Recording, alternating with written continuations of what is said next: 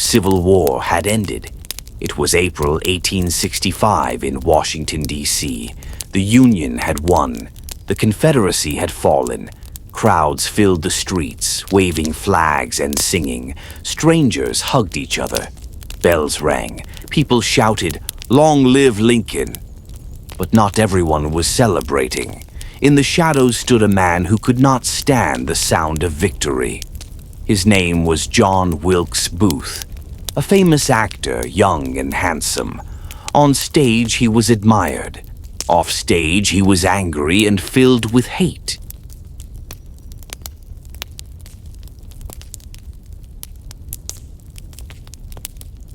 That night, he carried a plan that would shock the world. At the center of the nation's joy stood President Abraham Lincoln.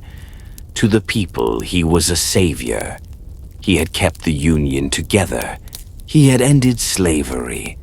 But to himself, he was a tired man. His tall frame was thin, his face lined from years of war.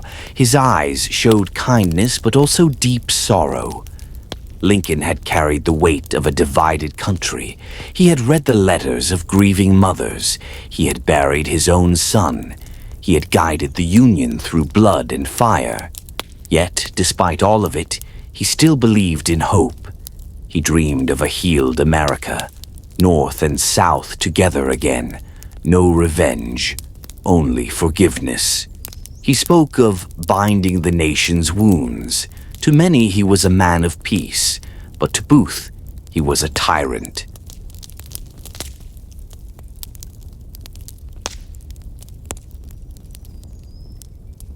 On the morning of April 14th, 1865, Good Friday, Lincoln walked in the White House garden. He told his friend and bodyguard, Ward Hill Lemon, about a dream. "I was wandering the White House," Lincoln said. "The halls were silent. From the East Room, I heard sobbing.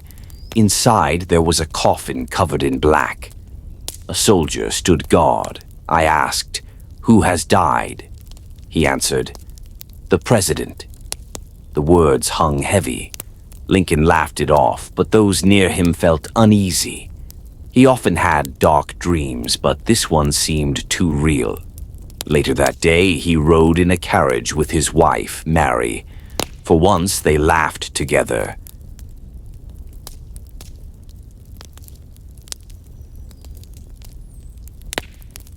Lincoln smiled and said, "We must try to be more happy in the future. The war is over. We have been very miserable."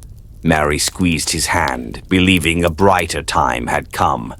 But Booth was planning something darker. He was not just an angry man, he was a fanatic. Booth came from a family of actors. He had fame, charm, and good looks. But inside he was consumed by rage. He believed Lincoln had destroyed the South. He believed slavery should never have ended. To Booth, killing Lincoln was not murder. It was justice. He formed a group of men, Lewis Powell, David Harold, George Atzerodt. Together they planned a night of terror. Lincoln would be shot. Vice President Andrew Johnson would be attacked. Secretary of State William Seward would be stabbed. The government would fall into chaos.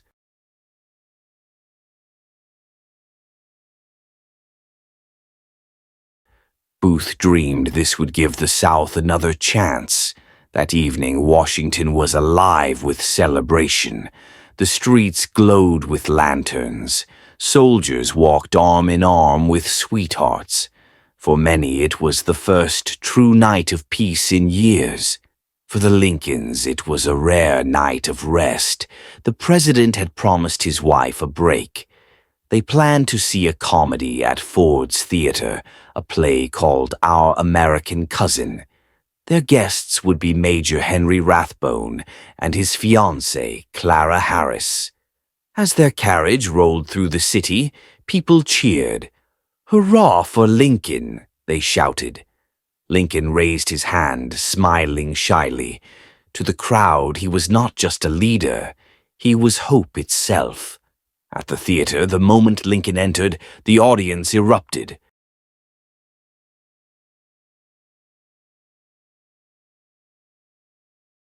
The orchestra stopped. The actors paused. Everyone rose, clapping and cheering. "God bless you, Mr. President." Lincoln bowed his head in thanks. He and Mary walked to the decorated presidential box. Flags hung from the balcony. The couple sat together with Rathbone and Clara beside them. For once, Lincoln let his body relax. The play began again. The room filled with laughter. John Wilkes Booth arrived soon after. He wore a black coat and carried two weapons, a small pistol and a sharp dagger. No one stopped him. Booth was well known at Ford's Theater. Stagehands nodded at him.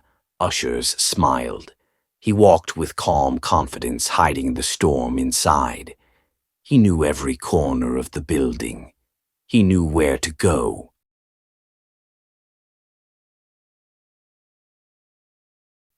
His boots tapped against the wooden floors as he moved closer to the presidential box. At the door, only one guard was supposed to be standing. But the guard had stepped away, perhaps for a drink. The entrance was unguarded. Booth climbed the stairs. His hand touched the pistol hidden in his pocket. His heart pounded, but his face stayed calm. He reached the door and pushed it open. Inside, the president sat quietly. Mary leaned against him, smiling. Rathbone and Clara were watching the stage, laughing with the crowd. The play carried on, full of jokes and cheer. Booth stepped closer, his footsteps drowned out by laughter. On stage, the actors delivered a line that always drew loud applause. The crowd roared. It was the perfect moment. Booth raised his pistol just inches from the back of Lincoln's head. His finger pressed the trigger. The world was about to change forever. The pistol fired. A sharp crack tore through Ford's Theater. For a moment, the audience thought it was part of the play.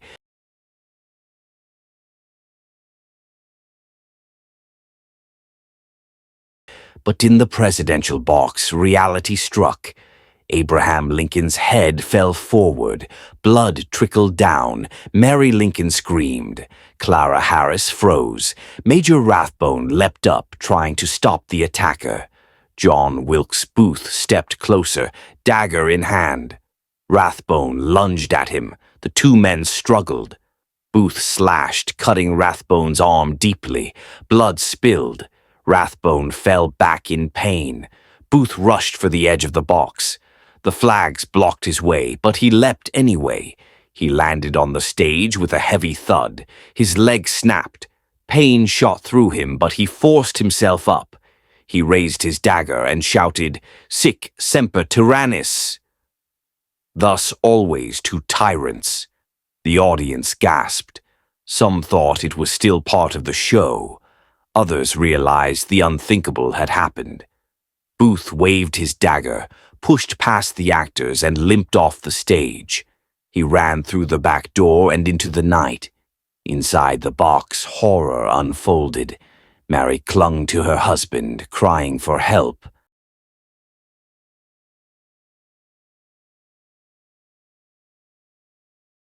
Clara screamed for a doctor. Rathbone, bleeding heavily, tried to stop the flow with his hand. Lincoln sat slumped, his breathing shallow.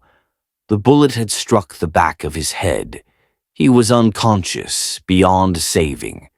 Doctors from the audience rushed forward. They carried him across the street to the Peterson house. His tall frame barely fit the small bed. His pulse was faint.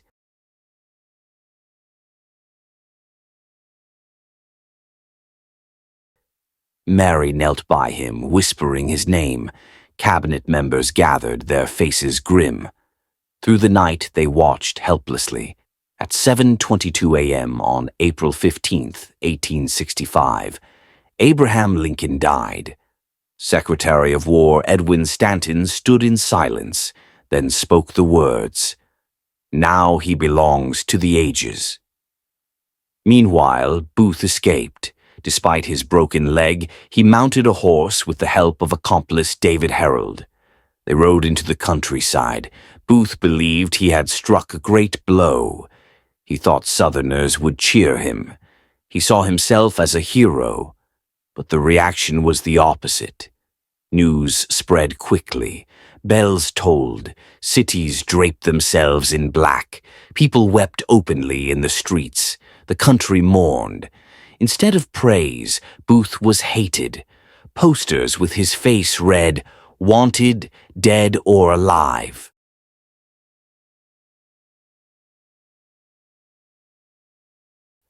Booth's wider plot was collapsing. That same night, Lewis Powell attacked Secretary of State William Seward. Seward lay in bed from an earlier accident. Powell burst in and slashed at him with a knife. Seward's son fought back. Servants screamed. The scene was bloody, but Seward survived. Powell was captured soon after. George Atzerodt was assigned to kill Vice President Andrew Johnson, but fear gripped him. He drank heavily and never made the attempt. He too was later arrested. Only Booth had succeeded, yet even his act was seen as nothing more than murder.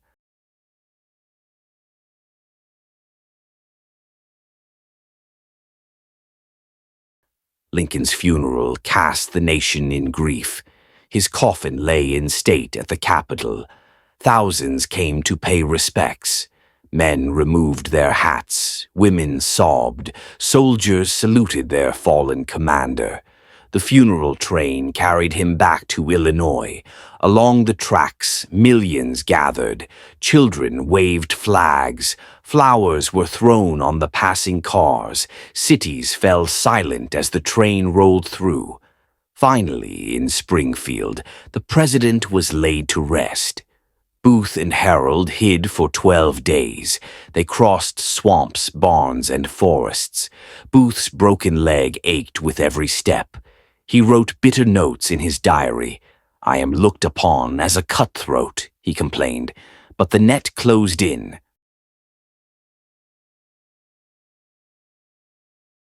On April 26th, Union soldiers found him in a barn in Virginia.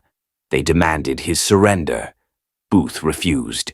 "I will never be taken alive," he shouted. The soldiers set the barn on fire. Flames lit the night sky. Booth tried to flee, but a gunshot rang out. A bullet struck his neck. He fell, paralyzed. As he lay dying, he whispered his last words, "Useless, useless."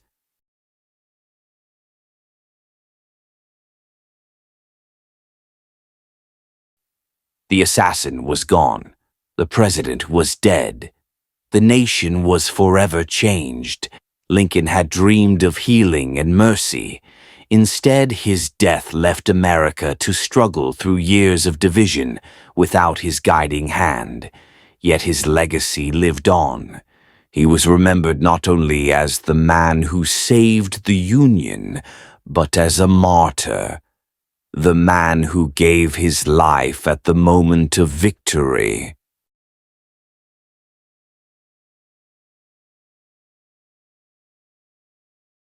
John Wilkes Booth was dead. Abraham Lincoln was gone. But the story did not end that night at Ford's Theater. The news spread fast. In every town, people cried. Church bells rang. Black cloth covered houses, shops, and even trains. It felt as if the whole nation had lost a father. Lincoln had been more than a president. He was the man who kept the Union together, the man who freed the slaves, the man who gave people hope during the hardest war in American history. His death was not just the loss of a leader.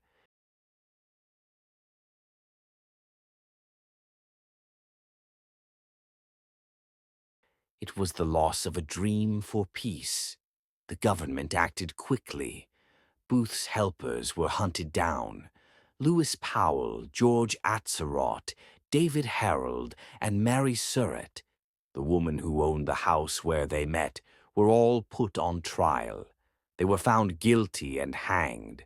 Justice was fast, but justice did not heal the wound. Lincoln had wanted the South to return with kindness, not anger. He wanted forgiveness, not revenge. He dreamed of black Americans living free and equal. He wanted a future where enemies could stand as brothers again. Without him, that dream slipped away. Reconstruction was harsh. The South was punished hard. Violence grew. Freed slaves were attacked. The country moved forward, but without Lincoln's calm hand to guide it. Still, his memory only grew stronger.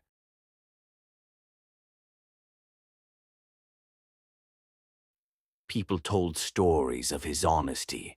They spoke of the boy in a log cabin who taught himself to read by firelight, of the lawyer who walked miles to return a few coins to a customer, of the president who signed the paper that gave freedom to millions. They remembered his short but powerful words at Gettysburg: a government of the people, by the people, for the people. And they remembered how he walked through army camps, shaking hands with tired soldiers, how he carried the sadness of the war, but never gave up hope. After his death, places linked to him became sacred. Ford's Theater was shut down, then saved as history. The Peterson House, where he took his last breath, became a place where people came to cry and remember. Years later, the Lincoln Memorial rose in Washington, a grand hall with a giant statue of him sitting in silence, looking out across the city. On the walls, his words were carved for all to read. Millions visit each year, standing before him in respect. Booth, the man who killed him, was remembered in shame. His diary showed only anger and self-pity. He thought the South would honor him. Instead, even Southerners turned away from his name. He had shouted, "Thus always," to tyrants, but history called him nothing more than a coward.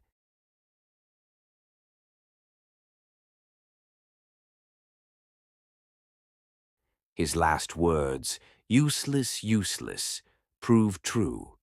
Lincoln's death was a turning point. The war had ended. The Union was saved.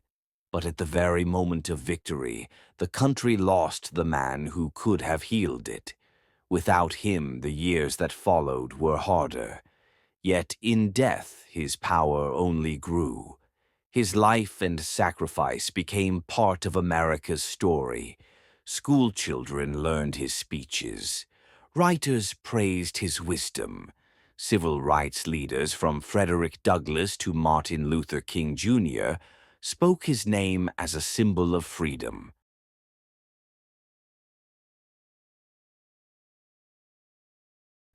Even now, more than 150 years later, the story of that night still chills us.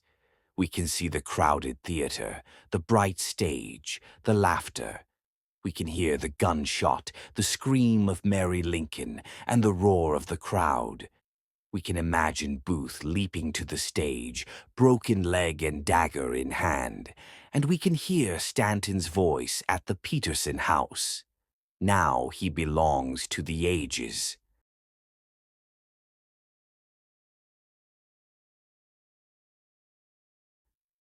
But the story is not only about his death, it is about what he left behind.